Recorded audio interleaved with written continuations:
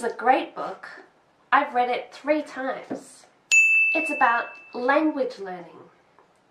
And I've taught English for more than 10 years. Did you see a dog here? She was sitting with me, but now she's gone outside. What tense is this?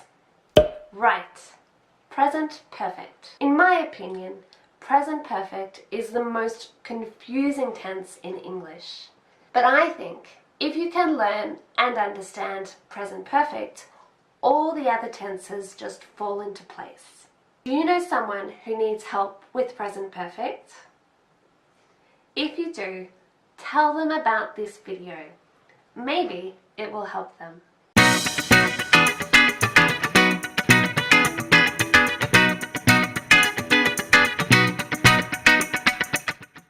Hi, my name is Cara and I teach English on YouTube, Facebook, and also on the website number1institute.com. So, present perfect.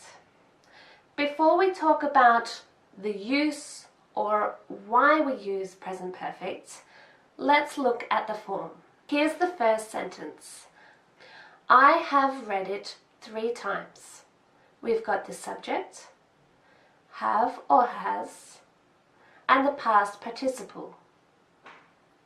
Have or has is the auxiliary verb, a helping verb. So the subject could be I, but it could also be she or he, and then it would be she has read it, or they or we.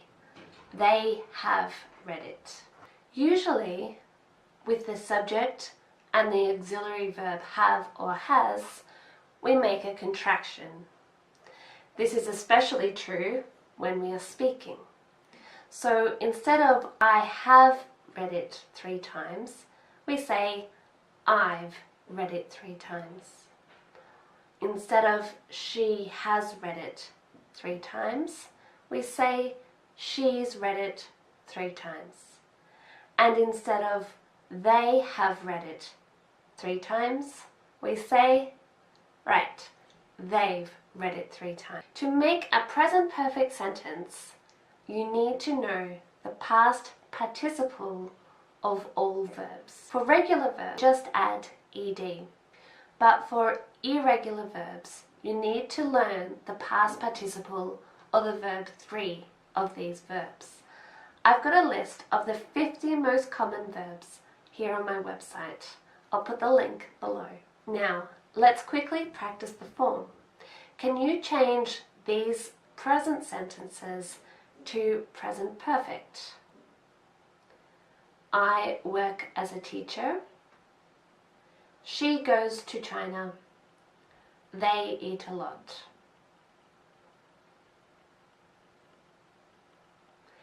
Here are the answers.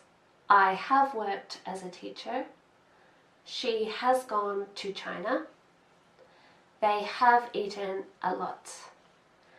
And now let's contract the verbs. I've worked as a teacher.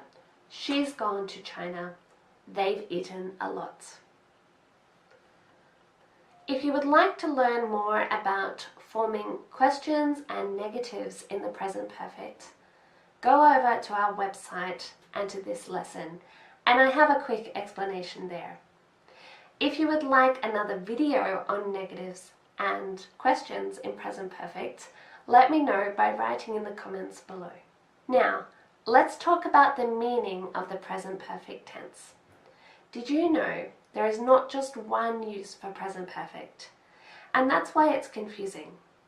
Actually, there are about 3 different uses for present perfect. The first use is life experience. This is a great book. I've read it 3 times. So this is for events or actions that happened at some point in a person's life, but it's important we don't say when. For questions, this is when we often use ever, and for negatives, never. So if somebody says, have you ever, then this is a present perfect question about life experience. Here are some sentences about me. I have been to China. I have seen that film. I've never run a marathon. Tell me about your life experience in the comments below. What have you done? Alright, let's move on to the second use of present perfect. I've taught English for more than 10 years. This use of present perfect is when something started in the past and is still true now. So, I'm a teacher now and I started in the past. For this use of present perfect, we usually say how long we have done something, and to do this we use for or since. Make sure you subscribe because I have a lesson on this coming up soon. Here are some examples about me. I've lived in this town for more than a year. I've loved dancing since I was a child. Let's look at the third use of present perfect. This is used when there was a recent action that is finished, but we can see the result now. So, did you see at the start there was a dog here with me, and then the dog left? So the sentence was, she has gone outside.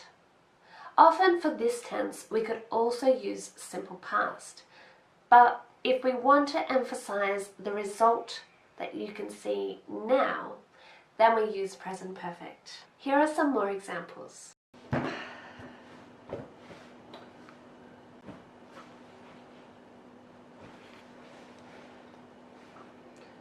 I've lost the remote control, so I can't watch television now.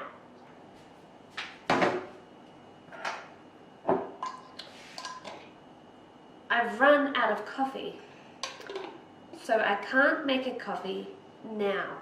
So they are the three uses of present perfect.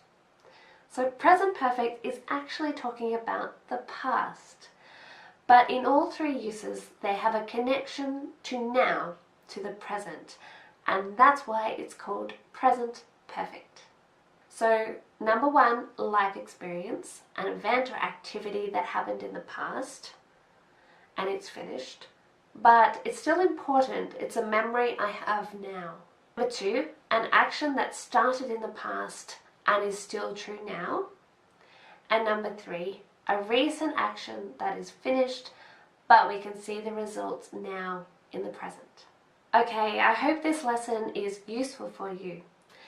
Let me know if you'd like another lesson about negatives and questions for present perfect. And make sure you subscribe so you can see these lessons which are coming soon. The difference between for and since, and the difference between present perfect simple and present perfect continuous. That's a tricky one. Now, if you'd like to practice what you have learned today, go over to our website where you can do your homework, and then come along to the live Facebook class where I can answer your questions and go through the homework. Thanks for watching and happy studying. Bye.